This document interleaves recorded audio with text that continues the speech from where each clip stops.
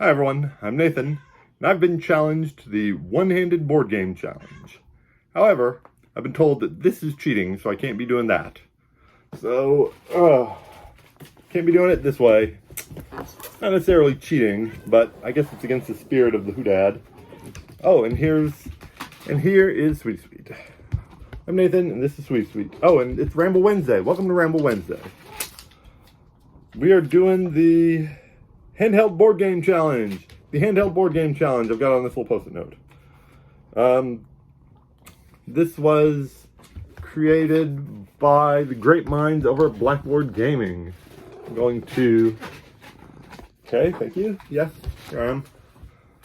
This is from Dwayne. Dwayne at Blackboard Gaming, smart guy, smarty, came up with the handheld board game challenge. Here it is. You're going to a hypothetical party. You are bringing board games, a hypothetical board game party, if you will. You're bringing 5 games over so that, the people at the party have a nice selection of board games to pick, to choose from, to play tonight. However, of course, one of your hands is, of course, let's see, what's going on with the other hand? Oh, of course. You're bringing chips and cookies and drinks and stuff, so you gotta hold them in one hand. That means you only have one hand to bring board games, because you don't have like a board game bag or backpack or anything. I don't know why I don't have that. Maybe I don't have that many backpacks. Maybe I don't have that many board games, or maybe I just never go anywhere. Maybe I don't know. Anyway, the point is that your board games all have to fit in one hand because the other hand is filled with chips. Delicious nacho cheese Doritos. And here they are. 5 board games that fit into one hand. Let's see if I can do it. Here we go. Let's see here. It was a close call earlier, but I think I can do it. I don't have the strength and, don't have the strength and agility and stuff, thank you, yes, that I used to have 2 years ago before the pandemic. My grip strength and flexibility and stuff isn't quite what it used to be, but there they are. 5 games that fit in the hand. I'll try and do it one more time at the end. Let's go, man. Number 1 is Tussie Mussie. This is kind of a cheat. I needed something small because I was really having trouble getting to 5. Yes, ma'am. I'm about to sneeze. Hold on a sec. I'll edit that out in post. I'm about to sneeze again. I'll edit that out in post. All right. Tussie Mussie is created by Elizabeth Hargrave. That's the Wingspan creator. Has also made Tussie Mussie. It's one of these button shy games, only has 18 cards in it. Plus, a couple extra for the expansion, and they're all beautiful flowers. So you offer cards to your opponent. You offer one face up, and you offer one face down. And you say, do you want this face up one, or do you want the face down one? Will you please stop? Stop it. Which one do you want? And your opponent has to pick, and eventually each round you end up with 4 cards, and you try and make the nicest bouquet that you possibly can. And it's great. And it's fun and it's fast, and I'm pretty sure I was playing it at midnight on New Year's Eve, New Year's Day, whatever, 2020, and it's probably not a bad sign. That's number 1. Number 2, of course, I'm going to take cartographers to the party. That's where you draw. You draw shapes. I'm pretty good at drawing shapes, and I always feel good about it. And I think other people who aren't necessarily artistically inclined might also have a good time playing this. And, of course, you also bring your color pencils. So that's number 2, draw on your map, on your flip and draw, verb and write.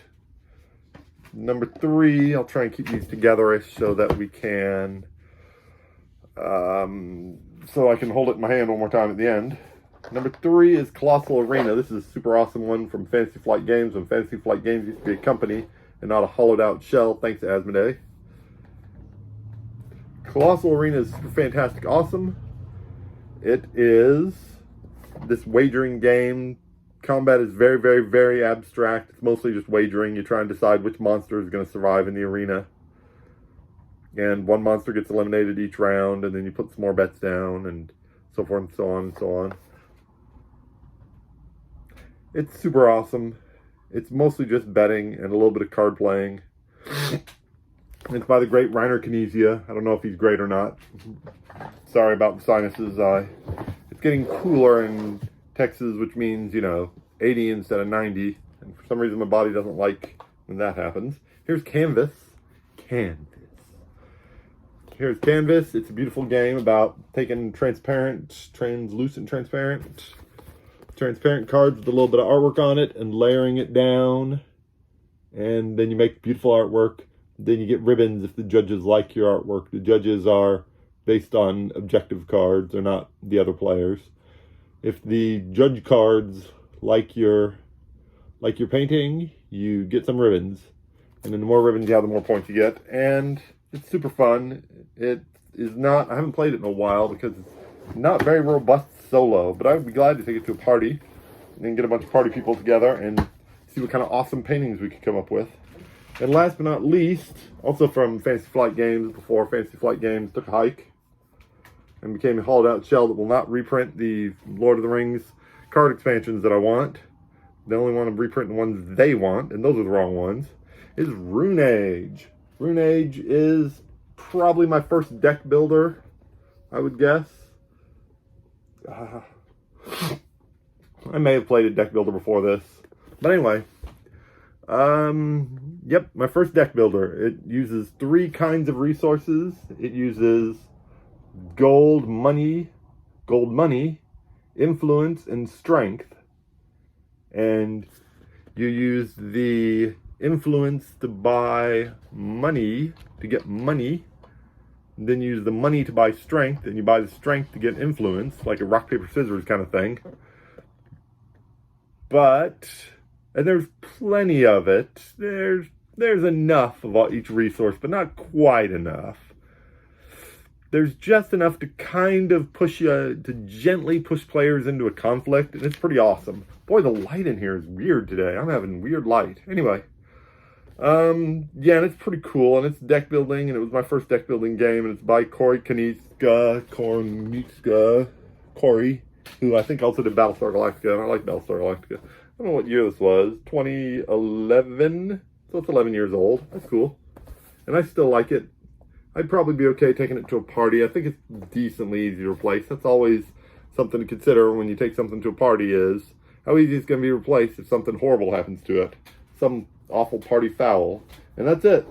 Tussy Mussy, I Cut You Choose Flowers, Cartographers, Drawing a Map, Colossal Arena, Betting on Monsters, of course Canvas, making your lovely paintings, and Rune Age, which actually I forgot to mention has a number of scenarios in it. A number of different scenarios. Some of them can be played cooperative. Some can be played solo. It's interesting. It's highly fascinating. Anyway, so there's my 5, and there they are in my hand. I feel like I might have a little bit more space and could have picked a thicker game, but it's fine. These 5 are nice. I love all 5 of these games and would play with them with you anytime. I forgot to figure out who to tag for the challenge.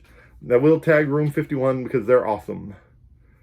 As of filming this, I believe they're at the World Series of Board Games in Las Vegas. I will tag Panic if I can find Panic Games. There are other people that I will tag that I cannot remember right now. I can't think of his name. He's a cool dude, and he doesn't worry about anything. I can't think of his name right now. Boy, that's old age for you. Cool. All right, that is it. I will see you tomorrow I won't see you, but all right, what the heck, we'll just say it anyway. See you tomorrow for Thankfulness Thursday, and probably Friday for Favorite Game Friday over on the Dice Tower. And in the meantime, take care, everyone.